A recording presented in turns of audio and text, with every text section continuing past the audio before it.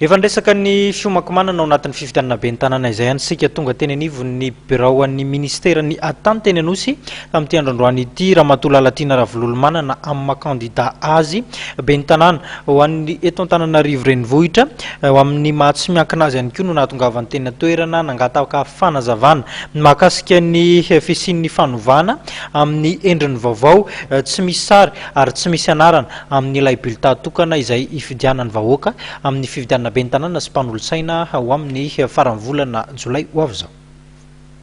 Fanapakevitra noraisin'ny gouvernemanta ny fanovana ny anjininy fahatelo amby efapolo ao amin'ny didim-pitondrana laharana fahadimy amby folo sy roa arivo sipika fito amby folo sy eninjato momba fifidianana be ny tanàna sy ny mpanolotsaina. Fanovana izay milaza fa tsy asiana anarana sy sarin'ny kandidat ho vidiana be ny tanàna amin'ny vadim-pifidianana tokana ampiasaina fa loko sy sary famantarana ihany.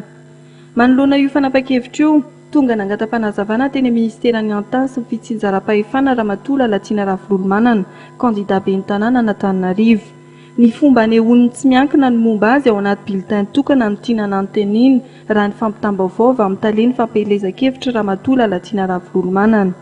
Tsy noraisin'ny sekretera jeneraly ministeran'ny antany sy ny fitsinjaram-pahefana nefa ity mpanao politika ity ary mena fotoana ny alatsinainy 12 Meo avy izao.